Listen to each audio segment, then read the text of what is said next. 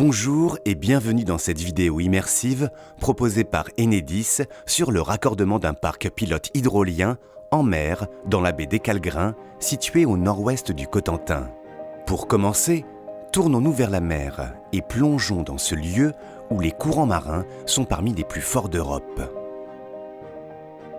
Cette opération de raccordement consiste à poser un câble afin d'évacuer l'électricité produite par cette hydrolienne construite localement à Cherbourg par le consortium EDF-EN Open Hydro. La tension produite sera de 20 000 volts. Enedis, service public de distribution de l'électricité, est en charge du raccordement de l'ensemble des consommateurs et producteurs. Découvrons comment Enedis va procéder pour ce raccordement et quelles techniques seront utilisées jusqu'au point de comptage situé à Jaubourg.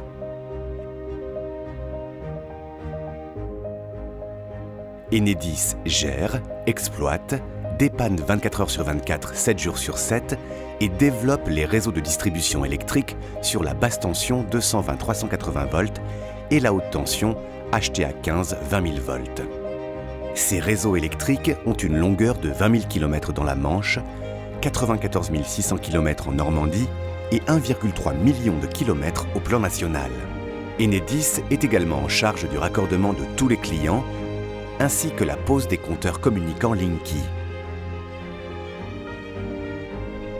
Notre engagement en termes de développement durable et le respect des lieux nous ont amenés à utiliser la technique du forage dirigé de la terre vers la mer depuis le parking de la baie des Calgrins. Cette technique a l'avantage d'éviter tout impact paysager au niveau de la zone d'atterrage. Découvrons comment cette technique sera réalisée. La machine derrière vous va envoyer par une fouille d'environ 3 mètres de long sur 1 mètre de large des barres métalliques de 3 à 4 mètres de long vissées les unes aux autres. Une tête adaptée au sous-sol va forer la roche ou pénétrer le sable sans aucune ouverture par la surface de la plage ou dans les espaces verts. Seul un récepteur mobile portable par un homme sera utilisé pendant les travaux pour vérifier le bon cheminement et la profondeur du forage. Cet appareil contrôle l'orientation de la tête de forage et le suivi de la direction souhaitée. Vous pouvez vous en rendre compte par vous-même en observant ce qui se passe sous le sol. Cette tête va forer au-delà du secteur de rochers affleurants de manière à supprimer tout impact paysager sur le platier rocheux. L'ensouillage sera réalisé entre la partie basse jusqu'à une limite appelée l'estran. C'est l'endroit où la mer se retire le plus loin au plus fort coefficient de marée. Découvrez au large la barge située dans cette zone pour accueillir la tête de forage. Une fois la tête ressortie, elle laissera place à un aléseur sur lequel sera accroché le fourreau dans lequel le câble électrique passera.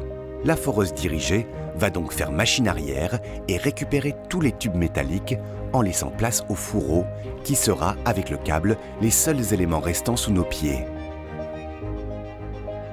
Observons à nouveau ce qu'il restera une fois cette phase délicate et maîtrisée terminée. La foreuse est retirée, une tranchée est réalisée de la boîte de jonction entre le câble marin et le câble terrestre jusqu'à la route par une technique dite traditionnelle à l'aide d'un tractopelle. Quelques heures seront nécessaires pour cette opération. Une trancheuse prendra le relais pour une pose dite mécanisée. Elle suivra la route via le village de Merquetot jusqu'au point de comptage, au lieu dit Les Bruyères à Jaubourg, distant de 3 km. La largeur de cette tranchée ne dépassant pas les 20 cm de large est rebouchée aussitôt le câble déroulé. Cette technique avance en moyenne d'1 km par jour avec une gestion de la circulation routière mobile et intelligente pour absorber le flux routier. La baie des Calgrins redeviendra comme elle était avant le début des travaux. Le parking sera remis à l'identique et aucun signe sera apparent.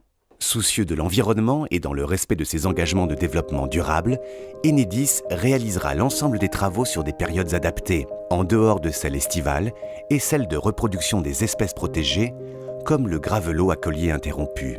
Cette immersion est maintenant terminée. Nous vous remercions de l'intérêt que vous portez au raccordement d'un parc pilote hydrolien en mer et plus généralement aux missions de service public d'Enedis. Nous vous proposons de prolonger cette expérience par la présentation de l'ensemble des travaux sur le site www.hydroliennesratblanchard.fr ou en suivant notre chaîne YouTube Enedis.officiel.